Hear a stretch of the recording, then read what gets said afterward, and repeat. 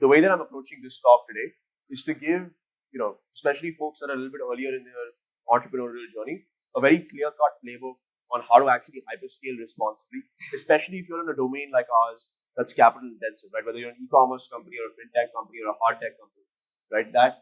Those specific nuances on how to actually hyperscale responsibly, especially when it comes to capital intensive business. So yeah, we get started with the playbook. So before we get into it, right, and this is something that is not very exciting to talk about, because I think when we're entrepreneurs, the first thing that comes to our mind is, we're going to make this big, we're going to create a lot of value in a very short period of time.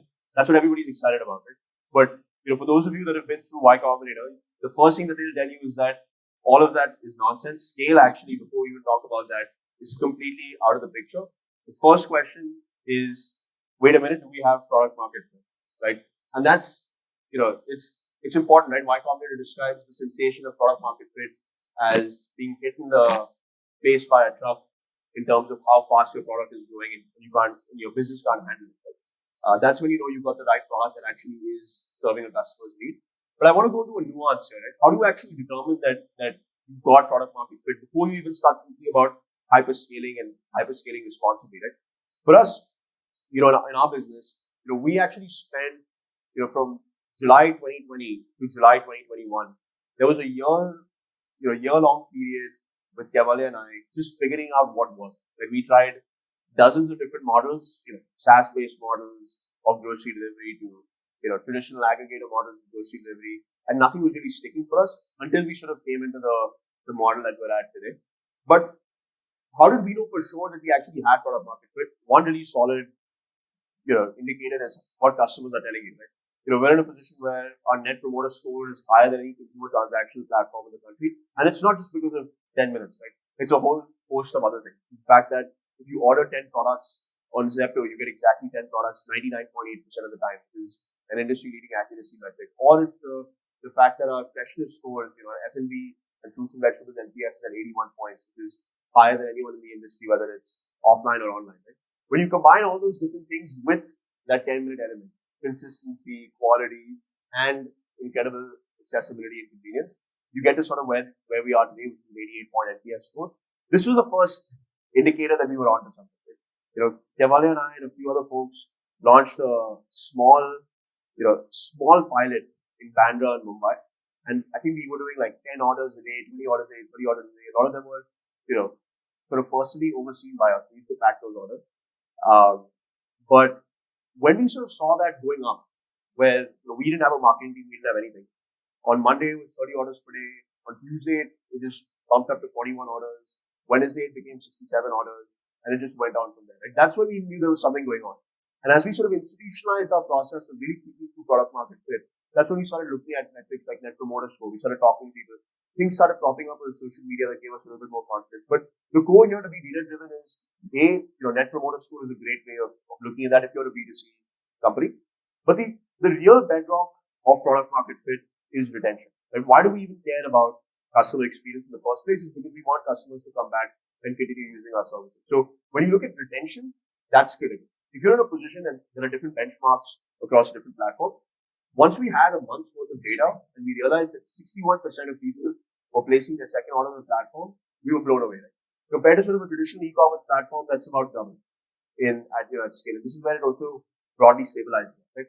So once we had clarity that, hey, our NPS is in a phenomenal place, our retention is in a phenomenal place, we've got a product that can actually become an enduring business from a customer experience standpoint. So that was step one, right? Before we even spoke about hyperscaling. So, the first step is look at your data, right? Look at your retention rate, look at your net promoter score. Some people have come up and asked me, other than a business that has a very long sales cycle, a very long customer acquisition cycle, how do I track retention, right?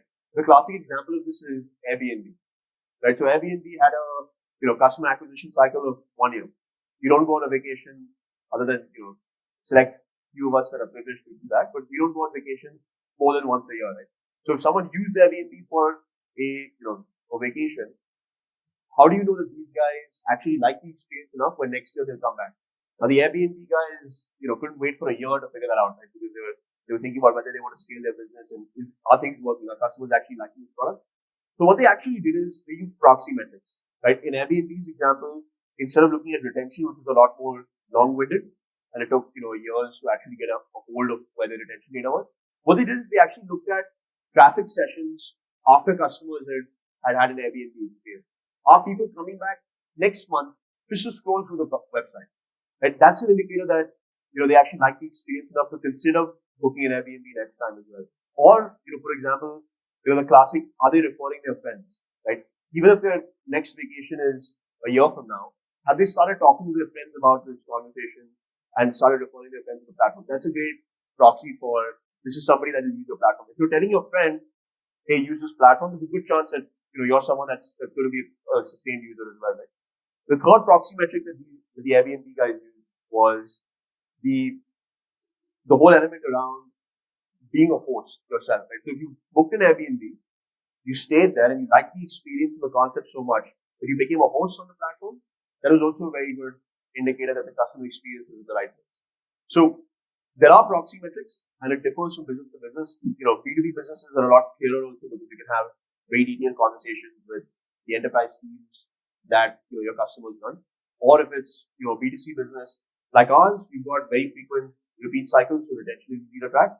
Or if you're an Airbnb type business, which is long-winded retention cycles, that's when you have to start getting innovative with proxy metrics. But this is critical, right? You should, as a founding team, as a management team, be very intellectually honest about the fact that do we have product market fit in the first place before scale even enters the vocabulary, right? Because if you scale something that's sans product market fit, you're going to be in a very bad position, right? Whether it's 3 months from now or even 3 years from now, you will eventually end up failing, right? Very transparent. So this is the bedrock for us. NPS retention gave us full intellectual confidence that this is something that made sense. And the reason why we did this and were as disciplined, the team was as disciplined as we were, is because for a full year, we had tried to scale something that did not have product market fit. And we went through the pain, right, before we actually started Zepto. And so we said, we do not want to do that again. We need to do this the right way. Hence, PMF first, right? And so that's step one on the hyperscale journey. So step two is, should you even hyperscale in the first place? And by the way, some of you would have read Reid Hoffman's book on blitz scaling. I'm using both these terms interchangeably, like hyperscaling, blitz scaling. And so, for us, this is also a very important question that Reid Hoffman, who's the founder of LinkedIn, covers quite well. Right? Why do you even need to blitz scale? Right? No one's, here in a hurry to make $1 billion company. I think, whether we make $1 billion company in a year or 10 years, everyone's happy. Right? I don't think we can be particularly picky to say, hey, I'm only going to do this unicorn thing if it happens in 365 days. Like, I don't think anyone has that level of self-selection. But, for us, this question is critical, right? Because ideally, very honestly, the best thing to do as a founder of an enduring, long-lasting company, which is what Sanjeev and Aadit spoke about earlier in the day-to-day, to build an enduring business, you need to have your operating fundamentals right before you scale. Ideally, you want to be profitable. So why not, right? If you've taken your time to scale, you can be profitable and scale. There's no specific challenge on that. Right? I think there's a bit of a bias that we create between profitability and growth. That doesn't necessarily have to exist, especially if you take your time to scale. Right? And there are phenomenal examples of that, like an off business or other companies that have just done that very, very well. So, for us, asking this question is important, right? Because when you choose to hyperscale, effectively what you're doing is you're saying, I'm going to prioritize growth over everything else, but at the cost of putting the business fundamentals in the backseat. And keep in mind that the latter, those business fundamentals, will be the determining factor of whether you build an enduring business or not. And it's very important for everyone to realize this, is that $1 billion companies can go to zero as well, right? And so even if you scale like crazy, you're not in the green, right? You have to be, very, very protective about, are my business fundamentals in the right place? And so you're taking a very risky decision as an entrepreneur when you choose to hyperscale. Effectively, you're putting the business fundamentals in the backseat because you have to grow, whether you like it or not, right? So this should ideally be a last resort. Right? If someone here is building, a retention tool like WebEngage, like I don't think WebEngage needed to blitz scale as aggressively, right? Because they had more enduring product they built fundamentally and scaled over a long period of time. And now they're a great business with why we're here. And so this similar question you should ask. So I would, if you're an entrepreneur that's found product market fit, congratulations, you're already in the 1%. Of that 1%, 70% of you should say, I'm not hyperscaling. I'm now have this very valuable thing called product market fit. I'm not going to jeopardize the business fundamentals just for senseless growth. Right? So 70% out of the picture. Let's talk about the 30% now. When do you actually need to hyperscale? There are two, in my mind at least, and Reid often speaks about this as well, there are two different types of businesses that really need blitz scaling or hyperscaling. And there are obviously, other exceptions as well. The first one is network effects, right? Where essentially scale is your product. If you're building a social media app, the people on your platform are your product in a sense, right? The reason why a new person joins Facebook or Snapchat is because their friends are on Facebook or Snapchat. If their friends weren't on Facebook or Snapchat, the website would inherently have no value. So the value in and of itself is generated by the people that are using it or the scale that you have. And so building with network effects is critical. And so as a result of that, you need to scale aggressively. Because if you don't scale aggressively and you start losing steam and your platform starts losing users and you're not growing as fast, then people can withdraw very quickly because they're essentially losing value out of your product. And remember, the first things first is product market fit. Right? So if scaling the business improves your product market fit, just from a customer experience standpoint, that's a hint that you have network effects, right? Like I mentioned, if I talk about examples of companies that have network effects, the classic example is, let's say, a social media company. There are other sort of community-based kind of platforms that also have network effects built in. Another great example is Reddit, right, which is more forum-based. If there are people not posting, people not posting comments or people not posting, opinions on specific topics on Reddit, there's no value in the product inherently, right? Which is why the founders of Reddit, Alexis Ohanian and other co-founders, what they did in the early days is they couldn't get anybody to join their platform because they had no posts happening, there were no users in the very early days. So they basically they took 10, 15 laptops, 15 accounts, and used to post themselves to create the illusion that there were people here. And then they got their first 50 users and 75 users and eventually scaled to thousands of users, right? So that network effects, that's important to your business where you need people to actually derive value, then go ahead with the hyperscale approach, right? Another example, not just social media, another example would probably be around, for example, YouTube, right? To an extent, right? YouTube also has network effects where the more people you have on the platform, the more creators you have, because usually viewers end up converting into creators, and you don't become a YouTube creator if you don't watch YouTube in the first place. So you scale up your viewers, those viewers give you more creators gives you more content, which gives you more viewers, right? And that flywheel is effectively what network effect is. So think about this carefully. If you feel like scale inherently improves your product to the next customer, then hyperscaling should be for you. The second, which is the bucket that we fall into, is what I like calling a Glengarry market. I don't know if anyone has seen the movie. It's one of my favorite movies. But Glengarry market essentially is first place Cadillac, second place steak knives, third place your fire, right? And that's the markets like that, which are very, very difficult, will be land grab markets. And it's, I wouldn't say winner take all, but few winners take most, right? Those kinds of markets are where speed and execution really matter. That's the market that we target, right? Market that had a massive opportunity, that had a physical land grab element to it. So if you acquire a customer, they stick to it. So you acquire as many customers as possible quickly. And, we felt would be, dominated in the next 2 years or so. So we said, okay, in 2 years, there are going to be large players in this space that dominate this market. So for us to win, we have to scale. Because if we don't scale, we won't get enough traction to actually validate that this model works. We won't get enough capital to convince investors to take us to the next level.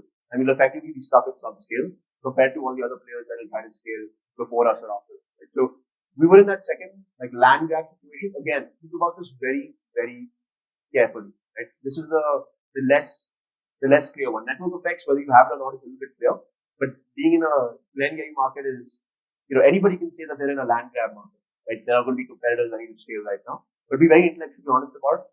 If you're in a market where you think that multiple players can exist in a harmony, and it doesn't really matter who acquires the customer first, it acquires the customer in the best way, with the best experience, then you're not in the Glengarry market. So if you're confident that there is no risk of commoditization in your business, and getting a customer in, even if a competitor acquires a customer today, but you feel like you can build a better product that can acquire that customer back from a competitor, then you should not be taking a hyperscale approach. But if you're in a position that there's a set market that a lot of people are going after, and once you get a customer on board and you don't mess up, that customer stays with you for a while, then you should go on hyperscale. Because then, like, the longer you wait to scale, the smaller the opportunity is becoming because your competitors are taking over. So those are the two, situations to really say, okay, as a business, it makes sense for us to hyperscale. So, right now, to take a step back, right? At this point of the journey, step one, step two. Step one, you've been honest about your product and you realize that you've now got product market fit. Awesome. Step two, you said, should I hyperscale in the first place? The answer is yes, because either I've got network effects or I'm in a, market that's going to become a land grab situation very soon, right? Now you're in this situation. Product market fit, hyperscale. The next step, in my opinion, is fundraising. If you've got product market fit, which by the way is extremely rare, right? Like, there's someone who's spent a lot of time trying to figure out anything that works and spent a lot of time with founders that are also in very difficult situations. If you found product market fit and you're in a position where you're well poised to hyperscale, you should raise capital because hyperscaling is expensive. Like I mentioned, what do you do when you're hyperscaling? You're essentially putting business fundamentals in the backseat and you're saying, hey, let me put growth at all costs. And if your business fundamentals are not in a great place, then growth is expensive, right? And so, but the good news is that if you've got product market fit and you're hyperscaling, you'll also have investor interest, most likely, right? Especially if you really have product market fit. And so, this is something that I would recommend doing, whether it's a large seed round or a Series A round. We see that more and more these days, for better or for worse. But yeah, this is something that will be pretty important to your hyperscale journey, but I'll talk about that a little bit later. Now, the next step is, we've done all these sorts of crazy things, right? We've got product market fit, hyperscaling, and we've got capital in the bank. Sounds a lot easier than it actually is. But if you pull off these three things, the next step is not spend, it's hire, right? Because again, right, you're confident that your product works. There's not much that needs to be done there other than incremental value added. The core product works. Now you should start thinking about org design, right? And to give you an anecdote about Zepto, we took a very unconventional path to an extent on scaling. A lot of founders, a lot of companies have stories about there were two founders and a few very junior folks, and we scaled, and then we started hiring people, and then we scaled, and then eventually we brought on board an executive team. That was not our journey, right? Keval and I were in an apartment running a small pilot, but we were like, wow, these numbers are crazy. This is awesome. We raised some money, and we said the first thing we're going to do is we're going to hire an executive team. And before we even really started hyperscaling, and I'll tell you why we did that. And this goes into the key question on org design as well.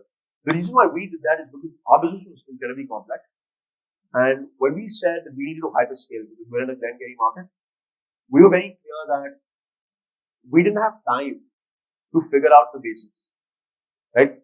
For example, Keval and I are not finance experts. Like, we're not CAs. We couldn't be a CFO of a company. So what we could do is we could build a finance team bottom up, figure it out slowly, what the right way to do that is, spend some time learning that. Or we could hire a CFO from a very seasoned background who knows all of this already and builds it right from the beginning. So he's someone that knows it a lot better than we do. And when you're in a hyperscale mode, time is everything.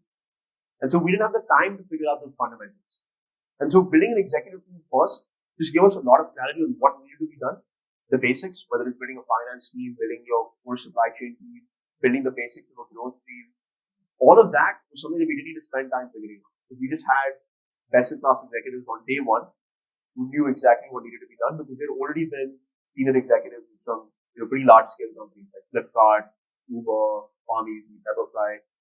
So yeah, that was the first step in our hyperscale journey. I'll talk to you about how you should think about org design, right? And the key question here is not so much, it's not so much me putting up an org chart over here and telling you this is where this person can go, this is where this person can go. That's a frivolous stuff, right? Like, whether if you're building an NFT startup versus a B2B logistics startup, it's very different, right? So it's not very productive for me to come in and give you a template. The core question that you actually need to ask yourself with org design is whether you want to hire specialists or you want to hire generalists. And my recommendation, if you're a post-PMF company that is hyperscaling and has capital, is hire specialists. And I'll talk about one. Right? The reason, like I mentioned earlier, is because when you're hyperscaling, time is everything. And you don't want to be in a position where you make mistakes and figure things out. If you hire, for example, a generalist guy to say, build my ops team, and which is what a lot of people do, right? And it's a very complex operation and supply chain team. I'm sure this person will be able to figure it out. Presumably, he's very smart. Most of these generalist folks come from consulting backgrounds, which is, great or not great depending on your planning. But I personally think it's great. These are people that will probably be able to figure this out, but they will probably make a lot of mistakes along the way. Right? An example would be, when people actually think about building an ops function and scaling that, the first problem that Kevalia and I hit into is a very complex problem of planning and forecasting how much manpower we needed at a time at every micro market. Because if we've got, let's say, 5,000 orders coming in from Bandra and 3,000 orders coming in from Andheri, or to use a Bangalore example, let's say you've got 5,000 orders coming from Koramangala, 3,000 orders coming from Indranagar. We have to forecast that in advance, because if we just hired like a ton of riders and just put them everywhere, it would cost us like 3x. So we needed to put slightly more riders in the heavy geos, slightly less riders in the lighter geos to manage that whole supply planning and manpower planning exercise. And we tried for a long time to figure this out. We started making progress, and then our chief operations officer came in and said, "This is something that we've built very rigorously already. Here's software to do it that a lot of best-in-class companies do. This is exactly how the forecasting exercise should be built." Right? Something that we were slowly figuring out. We tried, we failed, we iterated as generalists, both Kevalia and I. But when our chief operations officer came in, he said, "This is a very simple sales and operations planning process problem." He said with his very heavy supply chain degree, and he just came in and told us this is how it should be done, and he was absolutely right. And I think obviously there's innovation that comes on top of that. The whole 10-minute thing isn't taught in supply chain classes at Midi, but the basics of manpower forecasting, we just solved it like that immediately because we had a specialist on board. That is very, very important, right? Because you don't want to be in a position where you're spending time, things are breaking and you're figuring it out. Because most companies, especially companies that don't hyperscale, the format usually is like this. You start at a certain scale, very low scale. You start scaling slowly. Things break. You have a period of time where growth is a little bit slow because things are broken. You spend a couple of months to fix it. Then you continue scaling and things break at a certain scale. That keeps happening. But when you're hyperscaling, you can't do that. You need to have foresight into every breaking point that happens. You need to solve it before you get there. Because your scale-up journey has to be this. There can be no breaking points. Because if we do that, then the two objectives we spoke about previously, either your network effects, flywheel will get ruined, or your competitors will get ahead of you and then getting on. So you need to move fast. And having specialists on board with heavy degrees of experience not only gives you the ability to save time, but it also gives you the ability to have foresight on where things will break. So our executive team were, core team members or founding team members at some of the largest companies or largest startups that we know today. They'd seen the whole thing. And we said, why do this all over again? Let's just bring somebody on board that's seen this and knows where things will break. So that's why I recommend specialists in general. Specialists also come with the added advantage of knowing how to build their teams, which, like I mentioned, if you're not, there will almost certainly be a function at your company that you will not be an expert of, right? If you're building a finance team, you might be an ops guy or a tech guy, you have no idea how to build a finance team. Or even if you're a finance guy, you'll have no idea how to build a tech team, or you might not no idea how to build an HR team, right? And that is where the specialist comes in, tells you exactly what the right team structure looks like. And trust me, that saves you a ton of time. The biggest time suck in growing startups is restructuring teams. And if you talk to growth stage founders, and this fundraising and restructuring, they'll tell you two things. Fundraising, sucks the soul out of my day, and restructuring teams or moving, different people into different places and figuring that out. You don't want to be in that, fundraising you can't avoid it, unfortunately. But the second one you want to avoid, right? And that's what specialists do. Generalists here, there is an exception of when generalists are important. And that is, if you're building a business that has literally no relation to anything that exists today, which is very rare. You might think a business like Zepto has no relation to anything that exists today, but that's not true. We've got supply chains like a lot of companies before us. We've got manpower planning problems like a lot of companies before us. We've got, growth related and product funnel related problems like a lot of companies before us. So there's a lot of, contingencies that are similar. But if you genuinely have a specific department or a specific team in your company that will be working on something that nobody's ever worked before, then maybe a generalist makes sense. And to give you an example for us, the only generalist we have on our team is someone that deals with a function that we call sell side and revenue, where essentially they work on assortment planning and pricing for our platform and multiple other things. And what we learned is that assortment planning and pricing for a platform like this has no relation to anything that exists out there, whether it's offline or online. Which is why we said we can't bring on board a pricing expert from, let's say, DMart or Reliance Retail, because this is something that they might not understand very well. We need to bring on board a generalist who looks at this cost. So the only time that you hire a generalist is if there's a problem, a specific problem that is recurring, not like a one-time problem, because you never hire someone to solve a one-time problem. You only hire someone to solve a recurring problem. If you want a recurring problem that is genuinely unique, that no one else has and there's no precedent in, then maybe a generalist makes sense. But be very careful about generalists, especially if you're hyperscaling. If you're not hyperscaling, then generalists make a lot more sense. But obviously the caveat with specialists is that they cost money, and because they're experienced folks that have already created value. So that's the only caveat. Which is why if you're not hyperscaling and you don't need to raise capital, then getting generalists on board and then figuring it out first principle instead of paying for experience can be the more efficient thing to do. But if you're hyperscaling and if you have capital, I would recommend specialists. Right? So yeah, we've got everything we need. We've got product market fit again. There's a whole 5-hour talk on the pre-product market fit stage that we should also have. But let's say you found product market fit. You've got the clarity to say that you're hyperscaling. With both those things in mind, you've gone and raised capital, which should not be as hard as you think it is, especially in the early stages. If you have convincing product market fit, you don't, it's a nightmare. And if you do, you should be able to raise some good investors. So you've got EMF, you've got the clarity to hyperscale, you've got capital, and you've built your first initial cohort of the leadership team that's going to start scaling the company. Everything is set. Now you start scaling, right? And that looks like different things for different people. For us, it looked like launching 10 cities in 6 months, right? Where we went from 0 to hundreds of thousands of orders a day in a span of 6 to 8 months. Like a lot of you, 3 months ago would not have thought of that, right? Because the past quarter, we grew 800%. So that's the hyperscaling part. It's not fun, by the way. Like this is a pause here. It's not fun at all. It's very difficult. It requires a lot of sleepless nights, and it's like it does not get happier even when the numbers go up. You're as worried and you've got as many problems, but you're hyperscaling now. Like you've got everything. While you're hyperscaling, there's a lot that can go wrong, especially if you're in a complex business like ours, or if that requires a lot of capital. There's a lot of places where you can really go off the rails and you can blow up. And I'm sure many people here are very familiar with multiple companies that have scaled very quickly and blown up, especially in India, right? And so that is something that you're going to be very protective of and guard against very aggressively. So how do you know that you're not on the path to growing up right now in your scaling? These are some of the metrics that I've seen. And when I read about this phase, when I spoke to other founders that have gone through this phase, and even in my experience, these are some of the metrics, the 3 ways that a company can blow up, and the metrics to actually figure out, how to, whether you're in the right, healthy place or not on those 3 buckets.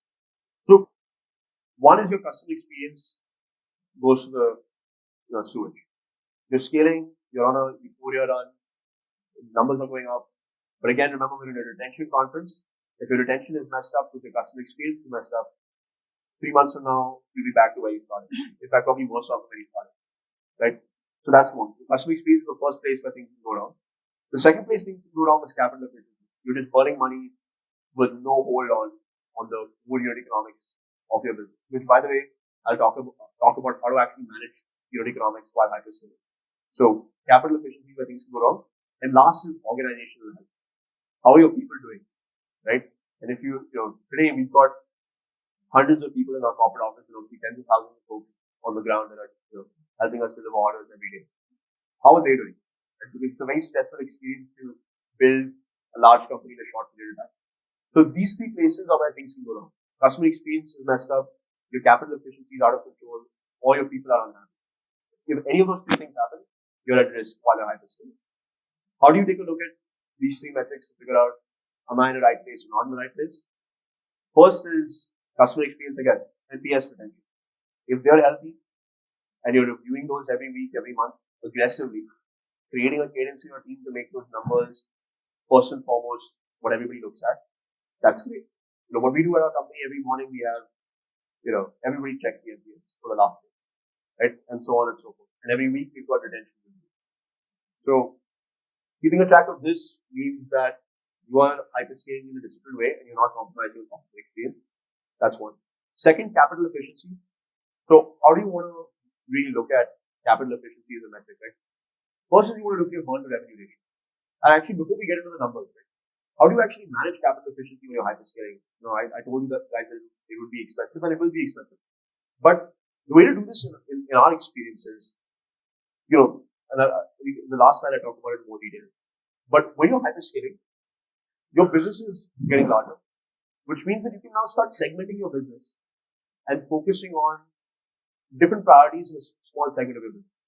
And I'll give you guys my example. As our business scaled, we launched hundreds of micro markets. But in a micro market is like a geography, like whether it's Koramangala or Bandra or Dwarka in Delhi or Gachibowli in Hyderabad. We launched all these micro markets. The business became very large. And we said, we want 95% of our business to continue growing aggressively, or 90% of our business to continue growing aggressively. Then we took 10% of our markets and we said, let's set up a separate team that doesn't have the craziness of the hyperscale day to day. Let's just set up a separate team to turn this 10% profitable. So that we know that we're not drinking our own Kool-Aid in terms of unit economics. And then we did that. And that gave us a lot more confidence internally to continue scaling, and also external investors to say, with the right amount of effort, the whole business is getting profitable, and we just need to apply that to 100%, the rest of the business. But we don't want to do that right now because we're growing very fast. We want to continue that growth. So that's what I would take in terms of capital efficiency, is segment your business and show early signs of success and profitability. Obviously, getting your entire business to EBITDA plus will potentially take some time, especially for hyperscaling. But that doesn't mean that specific markets can't be EBITDA plus, or specific customers or mature customer cohort can't be EBITDA plus. And catch yourself when you're doing that, because usually people make excuses about that, saying, no, I'm growing and I don't want to do that. But you can do it, right? And it really benefits you in the long run, even in terms of growth. Because the team has got a lot more conviction that it makes sense to grow this business, and investors have a lot more conviction that it makes sense to grow this business. And so that's how I would approach it. But in terms of the metrics, right, the first thing you want to look at is your burn to revenue ratio. How much am I spending to get $1 of revenue? And your best in class, at least for e-commerce platforms, is 35 cents, right? And that's roughly where we are at today on an annualized basis. But if you're building a SaaS company, the numbers will look different. If you're building a B2B company, the numbers will look different. And so take a look at best in class metrics. If you're a SaaS company that's B2B, take a look at Salesforce. If you're a consumer transactional platform, take a look at Flipkart. If you're a fintech company, take a look at multiple examples out there. PhonePe, etc. Lots of other examples. So take a look at the best in class in your industry. How much do they spend, and what's their revenue scale today? That ratio you want to benchmark with, and you want to be as close to that ratio as possible. Because that means you're scaling in an efficient way. Secondly, is your burn breakup. Where is your money actually being spent? And if your money is being spent on unit economics burn, which is just you losing money on every transaction, then you're an unhealthy thing. But if your money is being spent on marketing, and if your money is being spent on, let's say, in our case, corporate costs, etc., like a lot of fixed costs, that's okay, right? That's something that's not as bad as if you're spending it on, let's say, just unit economics. So for us, to give you an example, on the actual transactions that we do, that makes us a very small percentage of our burn. Most of those transactions are not as unprofitable as you might think.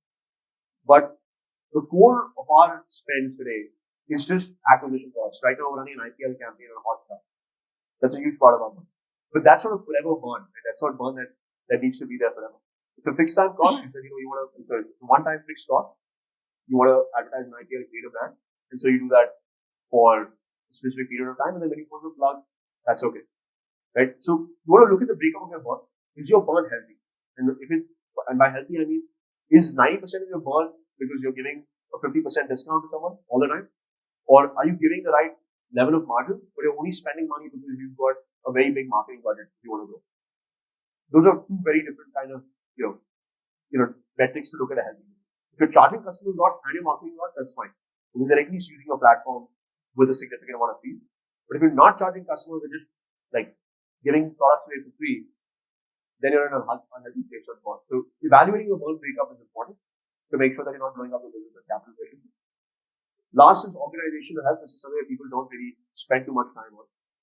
We hired an HR head very early on, and that's something that my board said, what's going on? None of our other companies have done that. And that's because, we spoke to a lot of founders and they said this is where most founders actually mess things up, right? Because we're all business focused, but the organizational health is arguably one of the most high impact elements on your business. So looking at employee NPS, doing those regular surveys, it does not have to be complex. You just send out a Google form. Now we've got a CHRO that has a full methodology that I still don't understand. But, we used to just send forms to people saying anonymously, how are you doing? Right? What are you feeling and what's going wrong? And are you working too hard? And just to understand where the pain points are. And you find that most of the pain points can be easily solved. Right? And it's something that maybe people are just not getting communicated to enough. Or maybe they're not seeing you in the office enough and they're getting a little bit angry. So, employee NPS is important doing this survey. Secondly, is attrition. Are you losing 40% of your workforce every year? Bad place to be, right? And that's where, fast-growing companies are in India. The benchmark right now, at least the numbers that we have is 37%, which is really bad, for hyper-growing companies.